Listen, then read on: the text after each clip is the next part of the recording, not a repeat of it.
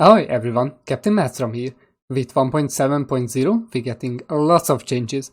Omnicells, heroic escalations, a somewhat new cell, new hand pass, new rumors, cell balance, lantern rework, and attack speed buff. Let's start with Omnicells. Omnicells can be unlocked in Slayer's Path. When you unlock them, you can craft them at the middleman. If you had any Iceborne cells, you will start with Iceborne Omnicell. Discipline Omnicell isn't here. You can buy it at Lady Luck for 500 steel marks. If you had any Discipline cells before update, you will start with Discipline Omnicell. Omnicells came with Lantern rework. Instead, Lanterns having their own tap ability, and holds being charged based on damage dealt, the tap ability is the Omnicell active, and the hold ability is charged over time. Omnicell abilities.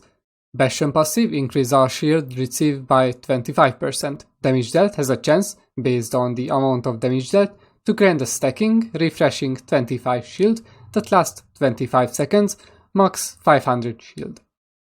So Bastion got Skarn unique effect and can receive more shields from every source. Active. Leap forward and slam the ground, consuming all shields in a blast of energy that deals to nearby target equal to 150% the amount of shields consumed, 30% cooldown. Tap ability can interrupt beamets and during animation gives super armor. Super armor means you can finish the move, and during the slam the beamet can't stagger you out of the animation. Iceborne passive, increase max health by 400, gain 1% lifesteal and 5% reduce damage taken, then again for every 150 missing health. Taking damage reduces the cooldown of the active ability by 5 seconds, only every 5 seconds. Active. Throw an ice lance that deals 1500 frost damage, double damage if thrown at full health. Also prevents you from being staggered and grants 10% lifesteal for 8 seconds.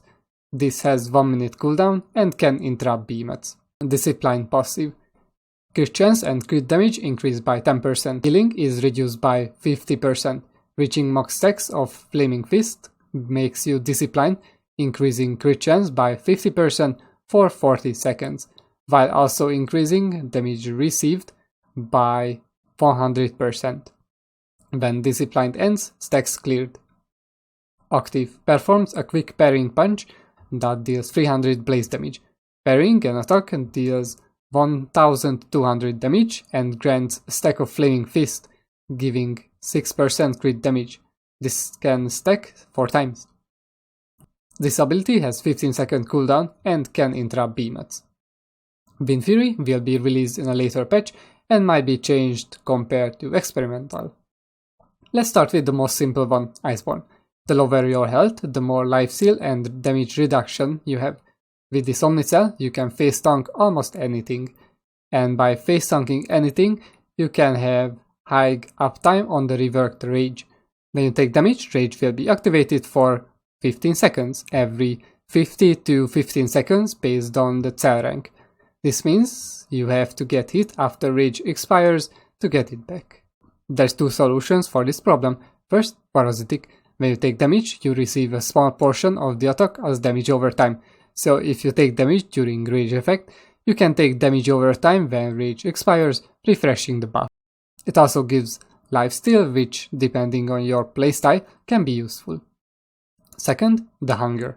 During the Hunger special, Feast, you take damage over time, which keeps the Rage active all the time. The special thing about Hunger, during special, you keep Predator. So with Hunger, you can keep both Predator and Rage active. So with Tenacious 24%, Rage 20%, Predator 35%, and Feast 25%, you get 104% damage.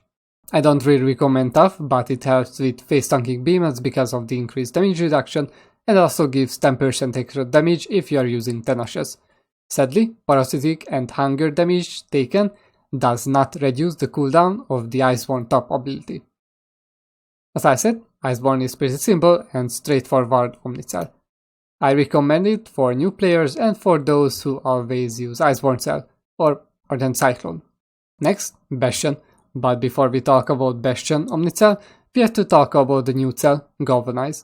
Basically, the old Tenacious cell got cut in half. Tenacious kept the damage buff based on health, while Galvanized got the crit chance based on shield. Galvanized also got 15% crit damage on +6.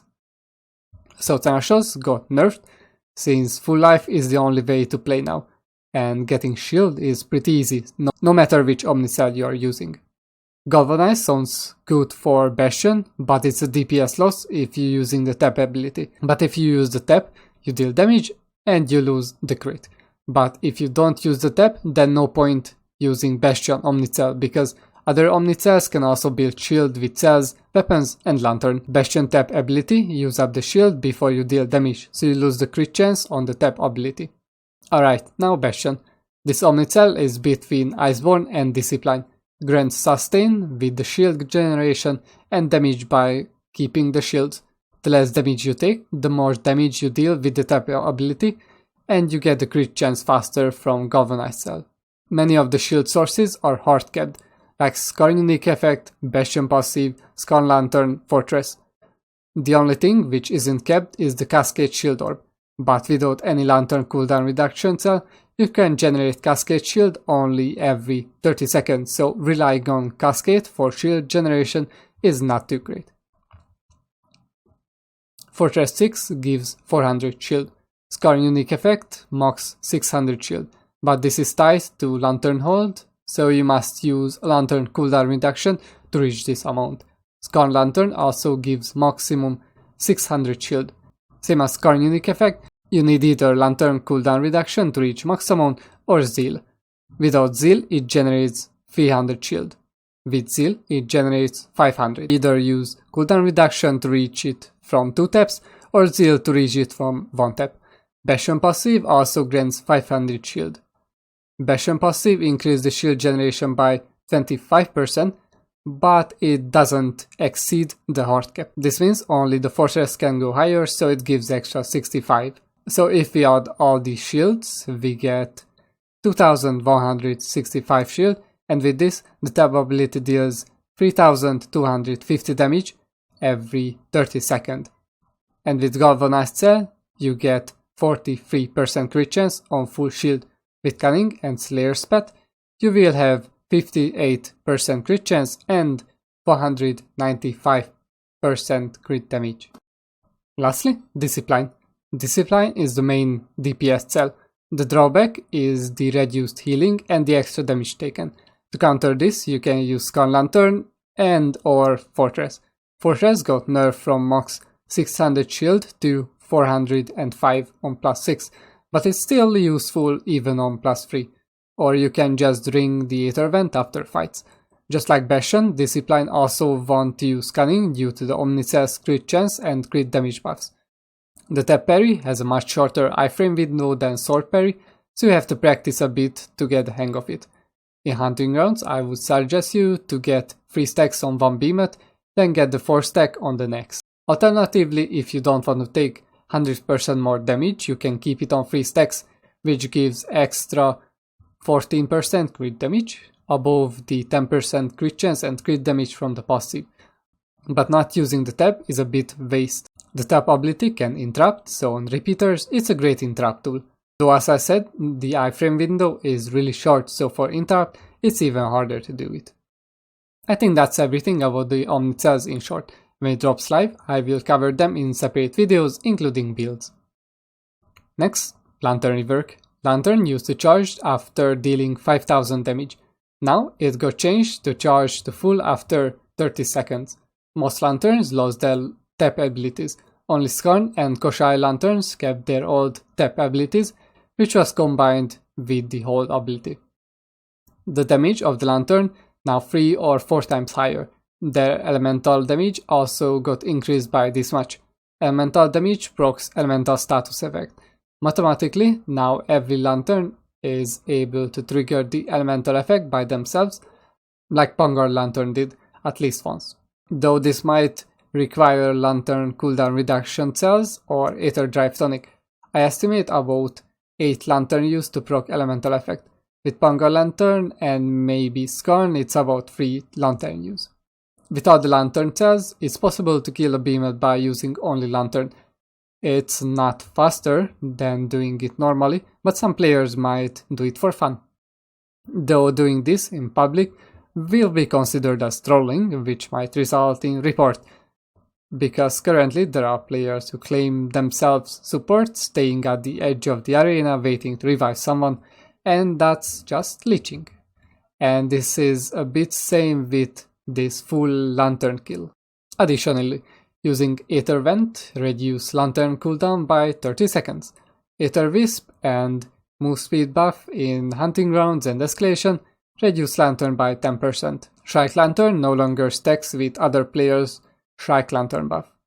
Spiteful Onslaught Malkavian Amp works on hold instead of tap. And Aether Drive Tonic now increase recharge rate by 100% for 1 minute. Up next, the rework. Due to Omnicells, attack speed balance, lantern rework, and balancing reasons, many cells got reworked. Muscle cells, which affected lantern, love life, shields, and overpower. As I said, rage, instead being always active when on love life, is active after you taking damage. On +3, 30 seconds, and on +6, 15 seconds cooldown. It gives 20% damage for 15 seconds. As I mentioned, Parasitic is a great combo for this cell. Overpower got nerfed from 30 and 60% to 20 and 40%. It's a bit balanced towards repeaters, which interrupt and stagger capabilities are highly limited. It could get nice value from Overpower, but it fell behind slightly compared to other weapons. Devs want to nerf the stagger lock meta or erase it, so this was just the first step. Breaking apart still flinch the behemoths, so the removal of that have to wait for now. Evasive Fury attack speed got nerfed from 20.5 and 30% to 8 and 15%, but duration increased from 16 seconds to 20 seconds. Wild Frenzy is now Assassin's Frenzy. Instead being always active on low health, it activates after a part break. It gives 15% attack speed for 20 and 40 seconds. I think in general hunt it's great and +3 should be more than enough. As you can see, attack speed cells got nerfed because of the attack speed buff on weapons, what I'm gonna talk about soon. Aetheric Frenzy is now Aetheric Evasion. Dodging through an attack reduces the Lantern ability. Lantern itself now has only the hold ability, so now it's being called the Lantern ability. So the Omnicell's top ability is unaffected by these cells. Aetheric Evasion reduces the Lantern cooldown by 15 and 35%. This means Lantern has 30-second cooldown. With the 35% reduction, it reduced the cooldown by 10.5 seconds per dodge through. Aetheric Attunement reduced the cooldown of the Lantern ability by 20 and 50%. And this is additive. This means instead being calculated multiplicatively like Aetheric Evasion, Aetheric Attunement is calculated additively. So it's 30 divided by 1 plus 0.5, so the cooldown of the Lantern will be 20 seconds.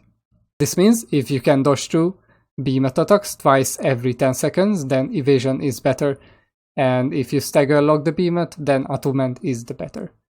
If you use both, then the 20 second will be reduced by 35%, so each dodge reduces the duration by 7 seconds. This means the less cooldown the Lantern have, the less value Aetheric Evasion has. And of course, the more cooldown you have, the less value the cooldown reduction will have. Back to Cells rework. Lucent heals over time and healing increased by 20%. During these 20 seconds, Lantern charge rate is increased by 30 and 50%. This value is multiplicative, but since your healing potions are limited outside memes, this cell isn't too great. Grace grants 20% move speed during sprinting. After you stop, you get half of the move speed from the cell as attack speed, so 10% attack speed on max stacks. This has 40% duration, but even with this duration buff, Grace resets the moment you start sprinting again, and this works only on +6. This might be a bit more useful on repeaters, at least until the repeater refresh drops, which comes in the next month. But still, 6 per Kiko for 10% attack speed is pretty weak. Aetherborn on level 6 puts you in Aether Rush state. This is the wound buff from Warpipe. This gives 15% damage, 15% attack speed, 15% stamina regen, and 15% move speed for 20 seconds. If you have to use the vent often, then this cell can be great, though it's a bit pain to use the vent at the start of every fight. Guardian got nerfed from 30 and 60% shield share to 15 and 30%. As I mentioned before, Fortress got nerfed from 135 and 200 shield per stack to 90 and 135 shield per stack. This is a kind of pain because on +3 it used to give 375 shield, which was perfectly enough to block one attack without taking health damage, so you didn't need any healing. Now on +3 it will be only 270. It will still block a big portion of the damage taken, but this will require healing unless you go for Fortress +6. Zeal works on the Lantern ability. Not just the damage will be higher by 35 and 65%, but the effect too. So attack and move speed on Shrike Lantern, lifesteal on Koshai Lantern, and shield generation on Scar Lantern. And Tenacious got split in half. Tenacious only gives the damage based on your current health. So from now on, this will be your unconditional permanent damage buff like the old Rage used to be. Galvanize gives 1% crit chance for each 50 shields and gives 15% crit damage. I was talking about this cell during Bastion, but this can be used with any Omni cells actually. You just need all the shield generation stuff. So Skarn Lantern, Skarn Weapons, Fortress, so you will have high crit chance. Using this on Discipline can reach 100% crit chance easily. Some of the armors and weapons got changed. Restalker weapons and armors which had Wild Frenzy now has Assassin's Frenzy. Armors which has Aetheric Frenzy now has Aetheric Evasion. Boros Gloves, Boros Boots, Jarok Boots now has Tenacious perk. Screep Gloves has Aetheric Evasion, and Shroud Helmet has Cunning perk. If you search these armors, you will get 1 Aether Heart and 10,000 rents for each armors after the update. Some of the unique effects got changed. Skarn unique effect now grants 175 and 250 shields after Lantern use for 25 seconds, max 600 shield. Volomir unique effect increased to 550 and 700 damage. Since full life is now meta, this makes Volomir unique effect pretty strong. For comparison, Hunger unique effect deals 1500 damage every 90 seconds, but of course this can be used right at the start, so good for a quick burst damage. And it also deals stagger damage on most weapons and wound on Warpike. Volomir unique effect deals 700 damage every 9.5 seconds if you have 1100 health. So Volomir unique effect can deal 6300 damage in about 90 seconds, though it has two downsides. You lose one perk because Aether Hunter is near useless. There aren't many Umbral Behemoths, and when you're farming XP, you don't want to hunt Umbral Behemoths. Now what everyone was waiting for, attack speed buff. Hammer and Axe got 12% attack speed buff, so a free Wild Frenzy. Sword, Warpike and Repeaters got 10%. Chainblades and Strikers got 8% speed buff. But everything good has something bad, because attack speed is now capped. Outside of the previous speed buff, attack speed is capped at 50%. So if you are using Strikers, which gives 50% attack speed, someone in the team provides Captain's Grip buff with Repeaters for another 50%, Shrike Lantern another 50%, and you have 5% speed from Strikers Reforge, then it's already 50% attack speed. If you are using Sword instead Strikers, which gives 20% speed during overdrive, instead Strikers 50%, then you already over the attack speed cap, so that extra 5% speed is lost. But let's see a solo trial scenario. You're using Blitz Tonic with Slayer's Pet and Catalyst buff. It gives 28% speed. Slayer's Pet gives 5%, then you already have 33% attack speed, and you can fit extra 17%. Repeaters, Strikers, Warpike and Sword can reach the attack speed cap without any cells. Since Hammer and Axe can give themselves attack speed, and these need attack speed, you can use either Evasive Fury, or since you are using Lantern Tonic, Conduit can also be fine. Assassin's Frenzy is also an option, but it might take 30 seconds to break apart in trial. Outside trial, Assassin's Frenzy is a very good option. Every weapon feels better with extra 10 to 20% speed, but on Hammer and Axe, having extra attack speed is a must-have. I would take Assassin's Frenzy 3 on every weapon just to feel better. Even if Conduit gonna have only 50% uptime, I would take that too.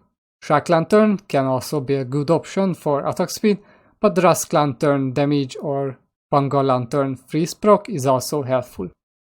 Now, weapons balance. Striker's Tempest form speed, as I mentioned, got reduced from 20% to 15%. Axe Vertical Ripper, so the Woodcutter finisher, is now affected by attack speed perks.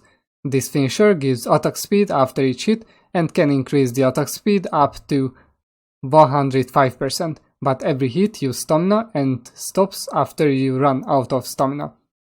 So you have to use Skullforge or Cascade to use this combo for a longer time, though you can use it 11 times without these. I think this move isn't that bad, but it needs a very long, like 10-15 second attack window where the behemoth is staggered. Sword Cyclone got buff and nerf. The meter gain on spin got completely removed. Cyclone hits base damage got increased from 70 to 80 damage per hit, so it got 14% buff. The Cyclone finisher damage got buffed. It used to be 500 damage plus 10 for each spin hit. Now it's 500 damage plus 20 for each spin hit. This means not the whole damage got doubled, only the damage you got based on how many times it hit. Molten Eddy got nerfed. The fireball shots got reduced by 33%. The rolling fireball got reduced by 25%. This is still a lot more than originally.